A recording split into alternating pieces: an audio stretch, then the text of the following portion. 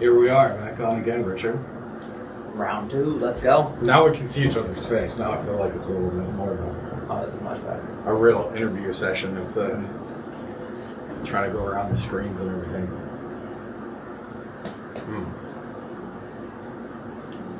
So, what are some of the pointers that you hit earlier so we can see where we're at? We talked about CCS in general, a couple specific stories about hygiene and nicotine, the camaraderie among military and how that relates to the agency. I think a little bit about my story as well. So what should we expand on? Let's expand. Say, you're coming into Dry Hooch, you pass the interviews, and then what's going to happen with the coordination between, like, what happens? They get a sheet with an RPOC from somebody. So how an employee works. Yeah. Okay. Once they pass the interview, once they get accepted, how are they going to start billing? How are they going to take notes, supervision? And then, we'll kind of hit it like that. Okay. So, what happens after they get hired?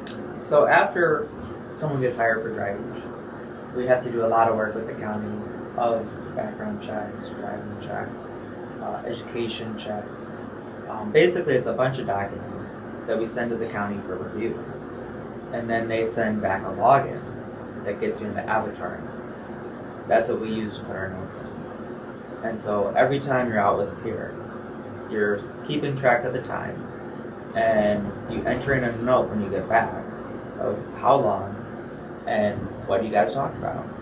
So CCS, the only things that go into the notes are anything substance abuse related and anything mental health related.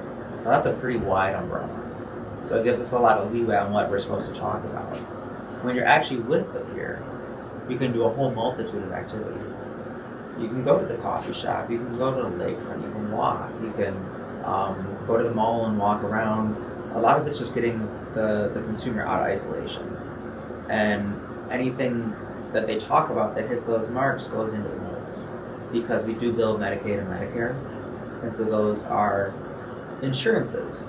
And there has to be a way of writing notes that makes it somewhat medical. And peer support has a lot of leeway in that, because in our notes we'll say, writer discuss lived experience of addiction to help consumer work through great news, for example. So, let me back up a little bit. So, what does an RPOC stand for? Or is that what they call it now? They call it a treatment plan. And it's a document that has all the barriers and goals for a peer, pretty much what they want to work on and what you're coming on the team to help them with. And it usually has a med list, it has a diagnosis, it has background information about what the consumer has been through, what they're going through. And what I do is for the staff, the peer support staff we have, I try to match up consumers that would fit well with a peer support that has a similar diagnosis or a similar addiction issue, because I think we do best with someone who has gone through the more similar stuff to us. Yeah, so they can connect with their shared experiences. Right. It's hugely important to be able to relate on the level with your peers. And then also on RPOC, there is also what everybody else is doing in the team and who they are and what their role is. Yeah. So it's clearly defined. I'd say when you hear somebody say peer support just to anybody, it's really hard to define it. So the good thing about in the CCS program and with an RPOC, everybody knows their role, and as a peer support person, it's outlined what your role is, and sticking to the RPOC just makes everything so much smoother. You can reference RPOC in the notes too, and they like that. I will say there is a lot of flexibility with what you can do with peer support, because as long as you're talking and giving support for what the consumer's going through, you could do it in the car, you could do it at a car, like where you go doesn't really matter, it's what you guys talk about that matters. And for some consumers it takes a while to open up, even with sharing aspects of your story. I mean, some people are going through fresh traumas or continuing to have traumas.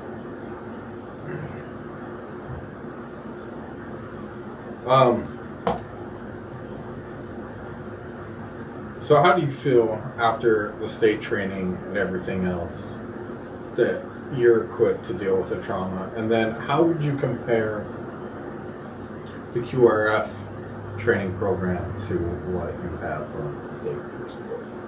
So the QRF program focuses on military experience, military things that will happen more common with military people.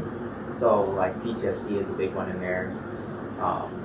There's lots of aspects of the QRF course that are specifically to peer-to-peer mentoring with a veteran. Whereas CCS with the certificate, that's more broad. That's not just veterans, that's anyone with mental health or substance abuse. So it's with the CCS program we do take non-veterans into the program because that's with our contract. But I think the QRF is definitely more to that peer support. Awesome.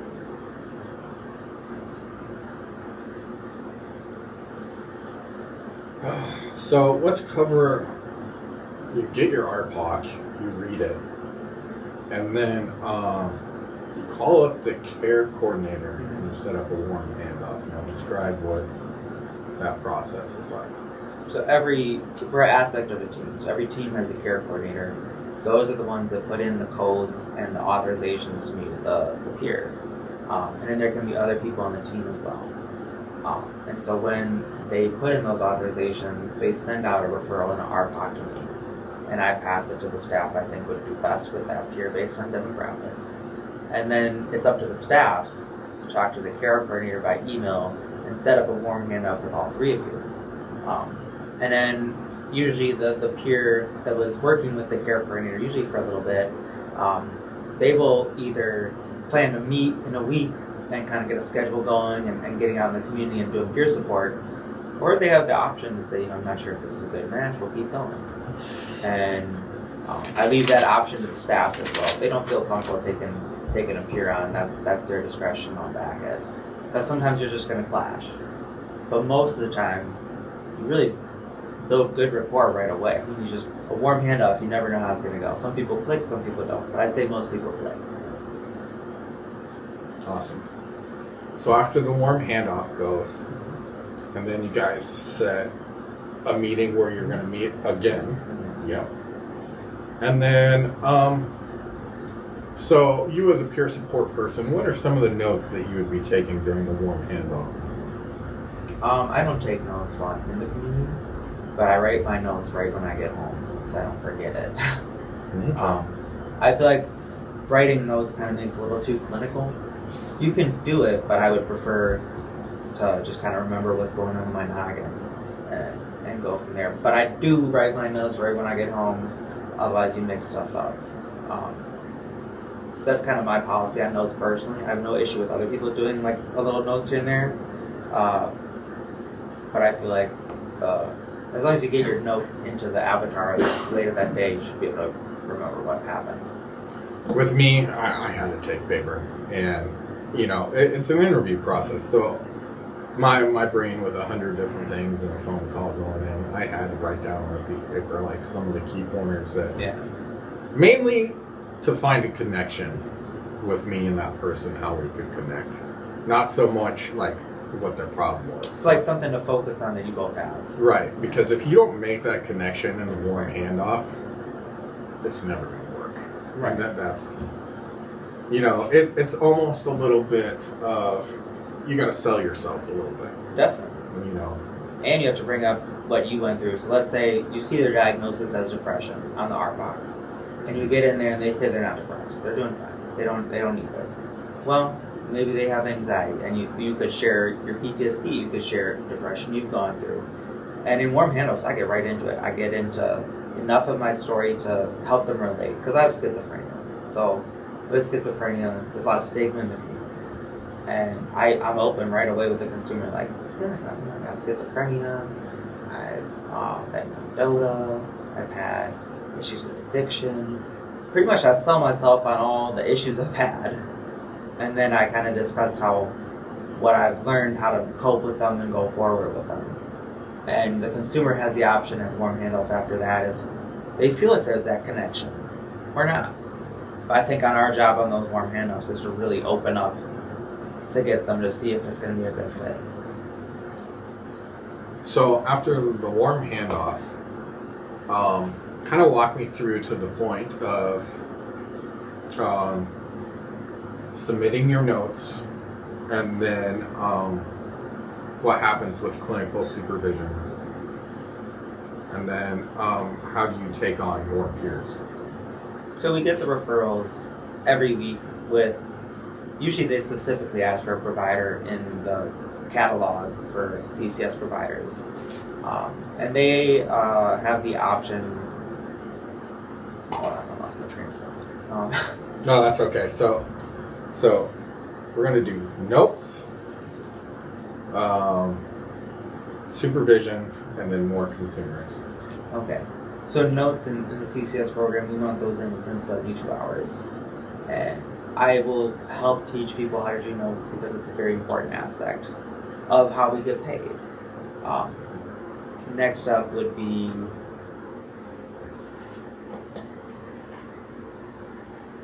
I can't read it. Supervision. Oh yes. Okay. So supervision is once a week with a social worker, and it's an opportunity to ask questions about how to best proceed with consumers that are either a little difficult to relate on, or pretty much any issue that comes up while you're in the community. That's where we talk to our social worker, clinical supervisor, and kind of brainstorm ways how to handle situations that relate for mental illness or whatever they're going through, and to be able to help the peer in the best way possible from the professional help of the supervisor.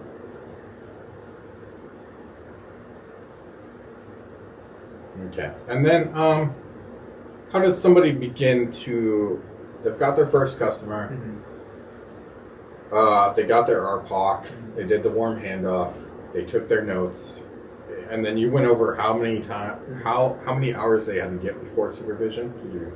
Okay. And then how do they get more consumers to be a full-time peer support person? So the referrals come in every week, and we pass them around to the provider that I think would be best suited based on demographics or what they're specifically asking for. And I'll be honest, sometimes you get 20 referrals in the week, sometimes you get 2. So it all depends on how many you can take on and how fast they come in. Gotcha. All right. Perfect, Richard. So with us, let's do first. Let's do describe your role. As a peer support? No, like who you're Richard, right? And what exactly do you do and what your role is? So I'm the director of CCS at Dry Hooch. So I make sure we're compliant with all the county guidelines, and I do all the impaneling for new staff.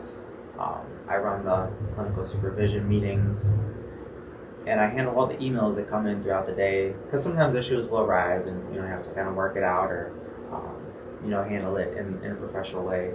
So I'm checking email all day, and that's outside of the time I'm with the peers, because I'm also out there with the peers. There's a lot that goes into doing the admin duties. There's a lot of stuff that has come out over the last couple of years of making sure we can keep billing Medicare and Medicaid, and make sure that if an audit comes, we're doing everything the way we're supposed to. So I'm on top of all that. Okay, awesome. Thank you, Richard.